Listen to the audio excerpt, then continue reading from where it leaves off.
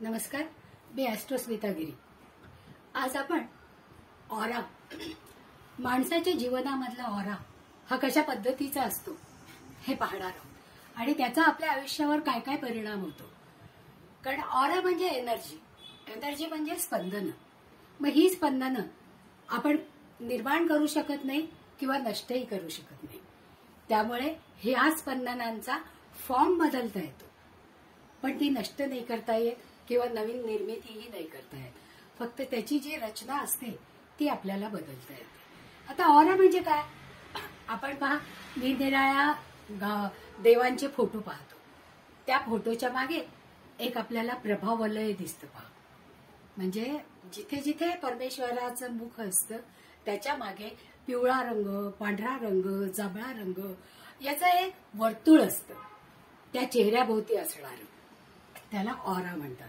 म्हणजे ती एनर्जी आहे, त्या देवतेची एनर्जी आपल्याला मिळत असते। आपण जेव्हा देवळामध्ये जातो त्यावेळेस त्या देवतांची एनर्जी आपल्याकडे घेऊन येत असतो आणि ती एनर्जी आपल्या शरीरातला ऑरा आपला जो असतो तो शुद्ध करण्याचं काम करत असतं। म्हणूनच आपण ठरवतो की देवळात जायचं आणि एनर्जी मिळवायची। म्हणून सणावाराला नेहमी आपण देवळात जातो, मोठ्या पूजा असतात तेव्हा देवळात जातो। त्याचं कारणच आहे की तिथे सामूहिक एनर्जी जमा झालेली असते। परमेश्वराची एनर्जी तर असतेच असते, पण त्याच्याबरोबर सामूहिक एनर्जीही असते आणि ती आपल्याला जास्तीत जास्त उपयोगी पडते। आणि ती एनर्जी जेव्हा आपल्यामध्ये सामावते त्यावेळेस आपल्या शरीराभोवती जसं देवाच्या पाठीमागे हे प्रभावलय असतं, तसं आपल्या शरीराभोवती असं एक वलय असतं जे पूर्ण शरीराभोवती असतं आणि त्याचे 7 लेयर्स असतात, एकदम बाहेरचा ते एकदम आतला, असं म्हणजे सप्तरंग जसे असतात की नाही त्याप्रमाणे हा ऑरा 7 रंगांचा असतो आणि तो आपल्या शरीराभोवती सतत कार्यरत असतो। का आपल्या भोवती ऑरा असतो? तर आपण परमेश्वराचंच एक रूप आहोत। म्हणजे ज्यावेळेस परमेश्वराचा ऑरा आहे, परमेश्वराकडे एनर्जी आहे, तशीच एनर्जी आपल्याकडे पण आहे आणि ती एनर्जी इंटॅक्ट ठेवण्याचं किंवा जशी आहे तशी वापरायचं हे काम आपलं आहे पहा। आणि त्याच्यासाठी या एनर्जीचा आपण जास्तीत जास्त वापर करू शकतो।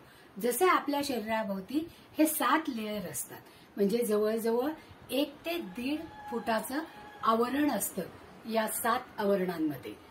ते जर संत पुरुष किंवा महात्मे जर आपण बघितले की नाही तर त्यांचा ऑरा 1.5 फुटापेक्षा जास्तीत जास्त असतो। आता ज्ञानेश्वर माऊली हे संत आहेत पहा, त्यांच्या भोवती जो ऑरा आहे तो ऑरा 40 किलोमीटर पर्यंत आहे। म्हणजे इथून आळंदी, पुण्याहून आळंदी 30 किलोमीटर आहे। म्हणजे अख्खं पुणे तर कव्हर होतच, कारण आळंदी पुण्यामध्ये येते, पण पुण्याच्या बाहेर 40 किलोमीटर पर्यंत हा ऑरा पसरलेला आहे। आणि त्या ऑऱ्यामध्ये जेव्हा आपण जातो त्यावेळेस आपला ऑरा हा शुद्ध होतो, जेव्हा काही बिघडलेला असेल त्यावेळेस। आता हा ऑरा बिघडतो कसा? तर काही वेळा आपण नकारात्मक विचार करतो किंवा नकारात्मक जागामध्ये जातो, त्यावेळेस आपल्या भोवती हे जे ऊर्जेचं वलय असतं ते डिस्टर्ब होऊन जातं आणि त्याच्यामध्ये असणारे रंग, लाल रंग हा हानिकारक असतो, पिवळा रंग हा त्या मानाने कमी हानिकारक असतो, तर हिरवा रंग अतिशय उत्कृष्ट असतो आणि पिवळा रंग गुरुतत्वाचा रंग आहे की जो आपल्याला जास्तीत जास्त एनर्जी पुरवायची आणि साठवायची अशा पद्धतीने काम करत असतो।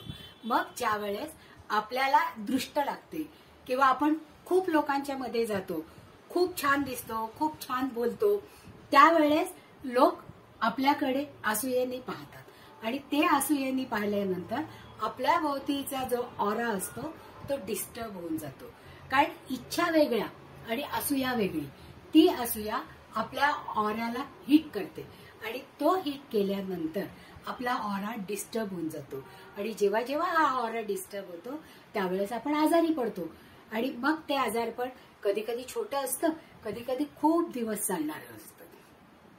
मग त्यावेळेस आपल्याला जर आपला हा ऑरा दुरुस्त करायचा असेल तर काय करता येईल? तर मिठाच्या पाण्याने आंघोळ करता येईल किंवा आंघोळीच्या पाण्यामध्ये थोडीशी हळद घालून आपल्याला ते पाणी आंघोळीसाठी वापरता येईल.